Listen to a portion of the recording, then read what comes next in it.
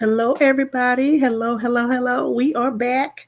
Once again, we are reading Genesis chapter 30 through 33. This is our Bible reading challenge. We are reading our Bible. Make sure that you are liking and sharing. Make sure you tell somebody that we are doing this challenge. Like and share. Grab your Bibles, grab your apps, or follow along.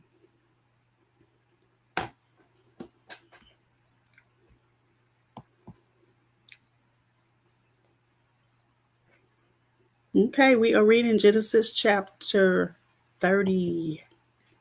And I am in the NLT version. When Rachel saw that she wasn't having any children for Jacob, she became jealous of her sister. She pleaded with Jacob, "Give me children or I'll die." Then Jacob became furious with Rachel. "Am I God?" he asked. "He's one who has kept you from having children." Then Rachel told him, "Take my maid, Bilhah, and sleep with her. She will bear children for me, and through her I can have a family too." So Rachel gave her servant Bilhah to Jacob as a wife, and he slept with her. Bilhah became pregnant and presented him with a son. Rachel named him Dan, for she said, "God has vindicated me. He has heard my request and given me a son." Then Bilhah became pregnant again and gave Jacob a second son. Rachel named him Naphtali, for she said, "I have struggled hard with my sister and I'm winning." Meanwhile, Leah realized that she wasn't getting pregnant anymore, so she took her servant Zilpah and gave her to Jacob as a wife. Soon Zilpah presented him with a son. Leah named him Gad, for she said, "How fortunate I am." Then Zilpah gave Jacob a second son, and Leah named him Asher, for she said, "What joy is mine! Now the other women will celebrate with me." One day during the wheat harvest, Reuben found some mandrakes growing in a field and brought them to his mother Rachel begged Leah, "Please give me some of your son's mandrakes." But Leah angrily replied, "Wasn't it enough that you stole my husband? Now will you steal my son's mandrakes too?" Rachel answered, "I will let Jacob sleep with you tonight if you give me some of the mandrakes." So that evening, as Jacob was coming home from the field, Leah went out to meet him. "You must come and sleep with me tonight," she said. "I have paid for you with some mandrakes that my son found." So that night he slept with Leah. And God answered Leah's prayers. She became pregnant again and gave birth to a fifth son for Jacob. She named him Issachar, for she said, "God has rewarded me for giving my servant to my husband as a wife." Then Leah became pregnant again and gave birth to a sixth son for Jacob. She named him Zebulun, for she said, "God has given me a good reward. Now my husband will treat me with respect, for I have given him six sons." Later she gave birth to a daughter and named her Dinah. Then God remembered Rachel's plight and answered her prayers by enabling her to have children. She became pregnant and gave birth to a son. "God has removed my disgrace," she said, and she named him Joseph, for she said, "May the Lord add yet another son to my family." Jacob's wealth increases. Soon after Rachel had given birth to Joseph, Jacob said to Laban, "Please release me so I can go home to my own country. Let me take my wives and children, for I have earned them by serving you, and let me be on my way. You certainly know how hard I have worked for you." "Please listen to me," Laban replied. "I have become wealthy, for the Lord has blessed me because of you. Tell me how much I owe you. Whatever it is, I'll pay it." Jacob replied, "You know how hard I've worked for you, and how your flocks and herds have grown under my care. You had little indeed before I came, but your wealth has increased enormously. The Lord has blessed you through everything I've done. But now, what about me? When can I start providing for my own family?" "What wages do you want?" Laban asked again. Jacob replied, "Don't give me anything. Just do this one thing, and I'll continue to tend and watch over your flocks. Let me inspect your flocks today and remove all the sheep and goats that are speckled or spotted, along with all the black sheep. Give these to me as my wages. In the future, when you check on the animals you have given me as my wages, you'll see that I have been honest. If you find in my flock any goats without speckles or spots, or any sheep that are not black, you will know that I have stolen them from you." "All right," Laban replied, "it will be as you say."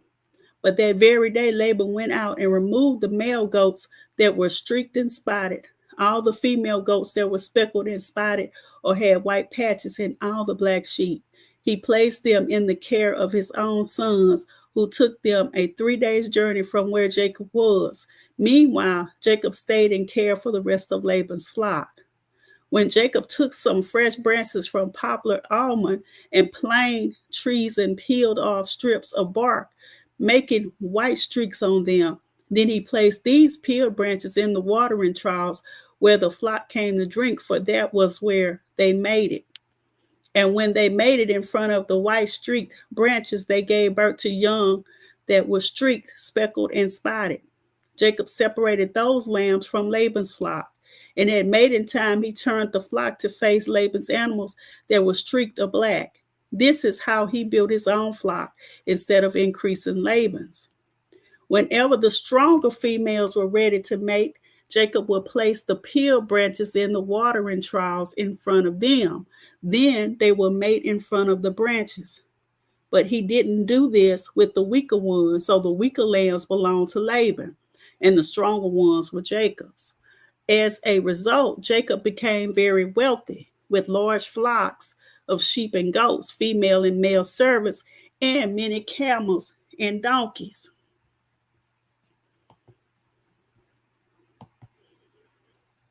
Okay, so now we're going to go on to chapter 31. Chapter 31.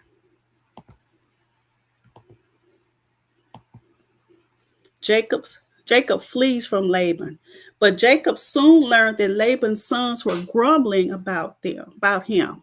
"Jacob has robbed our father of everything," they said. "He has gained all his wealth at our father's expense." And Jacob began to notice a change in Laban's attitude toward him.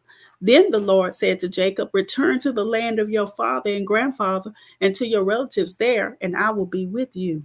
So Jacob called Rachel and Leah out to the field where he was watching his flock. He said to them, "I have noticed that your father's attitude toward me has changed, but the God of my father has been with me. You know how hard I have worked for your father, but he has cheated me, changing my wages 10 times. But God has not allowed him to do me any harm. For if he said the speckled animals will be your wages, the whole flock began to produce speckled young. And when he changed his mind and said the striped animals will be your wages, then the whole flock produced striped young. In this way, God has taken your father's animals and given them to me. One time during the mating season, I had a dream and saw that the male goats mating with the females were streaked, speckled, and spotted. Then in my dream, the angel of God said to me, "Jacob, I replied, 'Yes, here I am.' The angel said, 'Look up, and you will see that only the streaked, speckled, and spotted males are mating with the females of your flock. For I have seen how Laban has treated you. I am the God who appeared to you at Bethel.' the place where you anointed the pillar of stone and made your vow to me. Now get ready and leave this country and return to the land of your birth. Rachel and Leah responded, That's fine with us. We won't inherit any of our father's wealth anyway. He has reduced our rights to those of foreign women. And after he sold us, he wasted the money you paid him for us. All the wealth God has given you from our father legally belongs to us and our children. So go ahead and do whatever God has told you. So Jacob put his wives and children on camels, and he drove all his livestock in front of him. He packed all the belongings he had acquired in Paddan Aram and set out for the land of Canaan, where his father Isaac lived. At the time they left, Laban was some distance away, shearing his sheep. Rachel stole her father's household idols and took them with her. Jacob outwitted Laban the Aramean, for they set out secretly and never told Laban they were leaving. So Jacob told all his possessions. Jacob took all of his possessions with him and crossed the Euphrates River, headed for the hill country of Gilead. Laban pursues Jacob. 3 days later, Laban was told that Jacob had fled. So he gathered a group of his relatives and set out in hot pursuit. He caught up with Jacob 7 days later in the hill country of Gilead. But the previous night, God had appeared to Laban the Aramean in a dream and told him, I'm warning you, leave Jacob alone. Laban caught up with Jacob as he was camped in the hill country of Gilead, and he set up his camp not far from Jacob's. What do you mean by deceiving me like this? Laban demanded. How dare you drag my daughters away like prisoners of war? Why did you slip away secretly? Why did you deceive me? And why didn't you say you wanted to leave? I would have given you a farewell feast with singing and music, accompanied by tambourines and harps. Why didn't you let me kiss my daughters and grandchildren and tell them goodbye? You have acted very foolishly. I could destroy you, but the God of your father appeared to me last night and warned me, leave Jacob alone. I can understand your feelings that you must go and your intense longing for your father's home, but why have you stolen my gods? I rushed away because I was afraid, Jacob answered. I thought you would take your daughters from me by force. But as for your God, see if you can find them and let the person who has taken them die. And if you find anything else that belongs to you, identify it before all these relatives of ours, and I will give it back. But Jacob did not know that Rachel had stolen the household items. Laban went first into Jacob's tent to search there, then into Leah's, and then the tents of the two servant wives. But he found nothing. Finally, he went into Rachel's tent, but Rachel had taken the household idols and hidden them in her camel saddle, and now she was sitting on them. When Laban had thoroughly searched her tent without finding them, she said to her father, Please, sir, forgive me if I don't get up for you. I'm having my monthly period. But Laban continued his search, but he could not find the household idols. Then Jacob became very angry and he challenged Laban. What's my crime? He demanded. What have I done wrong to make you chase after me as though I were a criminal? You have rummaged through everything I own. Now show me what you found that belongs to you. Set it out here in front of us before our relatives for all to see. Let them judge between us. For 20 years I have been with you, caring for your flocks. In all that time, your sheep and goats never miscarried. In all those years, I never used a single ram of yours for food. If any were attacked and killed by wild animals, I never showed you the carcass and asked you to reduce the count of your flock. No, I took my loss. You made me pay for every stolen animal, whether it was taken in broad daylight or in the dark of night. I worked for you through the scorching heat of the day and through cold and sleepless nights. Yes, for 20 years, I slaved in your house. I worked for 14 years earning your two daughters, and then 6 more years for your flock. and you changed my ways 10 times. In fact, if the God of my father had not been on my side, the God of Abraham and the fearsome God of Isaac, you would have sent me away empty handed. But God has seen your abuse and my hard work. That is why he appeared to you last night and rebuked you. Jacob's treaty with Laban. Then Laban replied to Jacob, these women are my daughters. These children are my grandchildren, and these flocks are my flocks. In fact, everything you see is mine. But what can I do now about my daughters and their children? So come, let's make a covenant, you and I will be a witness to our commitment. So Jacob took a stone and set it up as a monument. Then he told his family members, gather some stones. So they gathered stones and piled them in a heap. Then Jacob and Laban sat down beside the pile of stones to eat a covenant meal. To commemorate the event, Laban called the place Jegar Sethutha, which means witness pile in Aramaic. And Jacob called it Gatley, which means witness pile in Hebrew.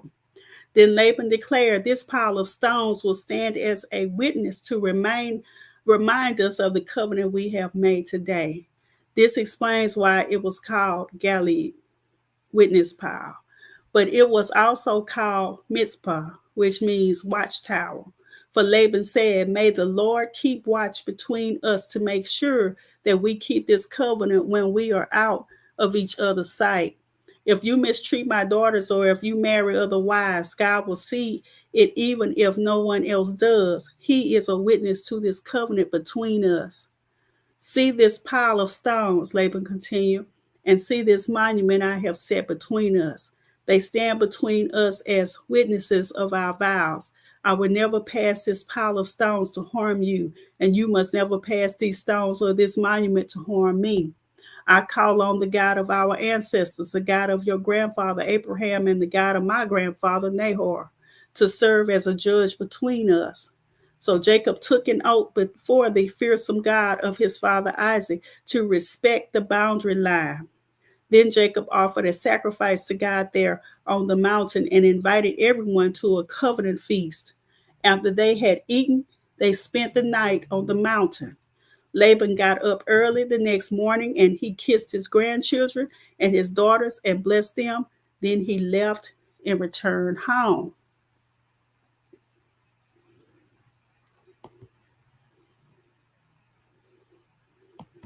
Okay, so we are about to move on to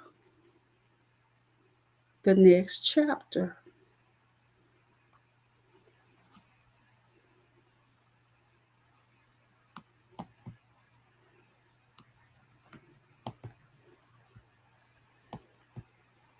Genesis 32. Genesis 32.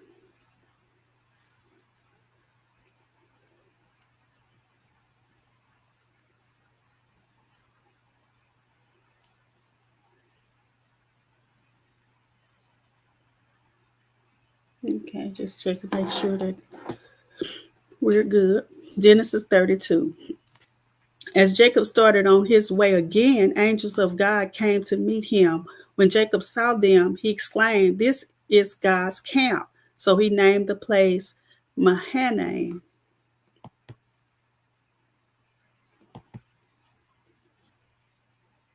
Jacob sends gifts to Esau. Then Jacob sent messengers ahead to his brother Esau, who was living in the region of Seir in the land of Edom. He told them, give this message to my master Esau. Humble greetings from your servant Jacob. Until now, I have been living with Uncle Laban, and now I own cattle, donkeys, flocks of sheep and goats, and many servants, both men and women. I have sent these messengers to inform my Lord of my coming, hoping that you will be friendly to me. After delivering the message, the messengers returned to Jacob and reported, we met your brother Esau, and he is already on his way to meet you with an army of 400 men. Jacob was terrified at the news. He divided his household along with the flocks and herds and camels into two groups. He thought, if Esau meets one group and attack it, perhaps the other group can escape. Then Jacob prayed, O God of my grandfather Abraham and God of my father Isaac. O Lord, you told me, return to your own land and to your relatives, and you promised me I will treat you kindly, and I am not worthy of all the unfailing love and faithfulness you have shown to me, your servant. When I left home and crossed the Jordan River, I owned nothing except a walking stick. Now my household fills two large camps. O Lord, please rescue me from the hand of my brother Esau. I am afraid that he is coming to attack me, along with my wives and children. But you promised me I will surely treat you kindly, and I will multiply your descendants until they become as numerous as the sands along the seashore, too many to count. Jacob stayed where he was for the night. Then he selected these gifts from his possessions to present to his brother Esau: 200 female goats, 20 male goats, 200 ewes, 20 rams, 30 female camels with their young, 40 cows, 10 bulls, 20 female donkeys, and 10 male donkeys. He divided these animals into herds and assigned each to different servants. Then he told his servants, go ahead of me with animals, but keep some distance between the herds. He gave these instructions to the men leading the first group. When my brother Esau meets you, he will ask, whose servant are you? Where are you going? Who owns these animals? You must reply, they belong to your servant Jacob, but they are a gift for his master Esau. Look, he is coming right behind us. Jacob gave the same instruction to the second and the third herdsman, and to all who follow behind the herds. You must say the same thing to Esau when you meet him. And be sure to say, look, your servant Jacob is right behind us. Jacob thought, I will try to appease him by sending gifts ahead of me. When I see him in person, perhaps he will be friendly to me. So the gifts were sent on ahead, while Jacob himself spent the night in the camp. Jacob wrestles with God. During the night, Jacob got up and took his two wives, his two servant wives, and his 11 sons and crossed the Jabbok River with them. After taking them to the other side, he sent over all his possessions. This left Jacob all alone in the camp, and a man came and wrestled with him until the dawn began to break. When the man saw that he would not win the match, he touched Jacob's hip and wrenched it out of its socket. Then the man said, let me go, for the dawn is breaking. But Jacob said, I will not let you go unless you bless me. What is your name? The man asked. He replied, Jacob. Your name will no longer be Jacob, the man told him. From now on, you will be called Israel, because you have fought with God and with men and have won. Please tell me your name, Jacob said. Why do you want to know my name? The man replied. Then he blessed Jacob there. Jacob named the place Peniel, which means face of God, for he said, I have seen God face to face, yet my life has been spared. The sun was rising as Jacob left Peniel, and he was limping because of the injury to his hip. Even today, the people of Israel don't eat the tendon near the hip socket because of what happened that night when the man strained the tendon of Jacob's hip.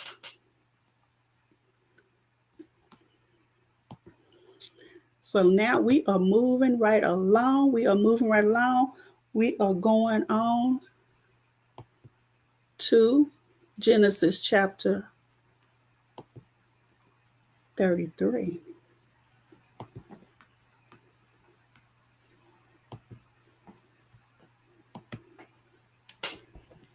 Jacob and Esau make peace. Then Jacob looked up and saw Esau coming with his 400 men. So he divided the children among Leah, Rachel, and his two servant wives. He put the servant wives and their children at the front, Leah and her children next, and Rachel and Joseph last. Then Jacob went on ahead. As he approached his brother, he bowed to the ground 7 times before him. Then Esau ran to meet him and embraced him, threw his arms around his neck and kissed him, and they both wept. Then Esau looked at the women and children and asked, who are these people with you? These are the children God has graciously given to me, your servant, Jacob replied. Then the servant wives came forward with their children and bowed before him. Next came Leah with her children, and they bowed before him. Finally, Joseph and Rachel came forward and bowed before him. And what were all the flocks and herds I met as I came? Esau asked. Jacob replied, "They are a gift, my lord, to ensure your friendship." "My brother, I have plenty," Esau answered. "Keep what you have for yourself." But Jacob insisted, "No, if I have found favor with you, please accept this gift from me. And what a relief to see your friendly smile. It is like seeing the face of God. Please take this gift I have brought you, for God has been very gracious to me. I have more than enough." And because Jacob insisted, Esau finally accepted the gift. "Well," Esau said, "let's be going. I will lead the way." But Jacob replied, "You can see, my lord, that some of the children are very young, and the flocks and herds have their young too. If they are driven too hard, even for one day, all the animals could die.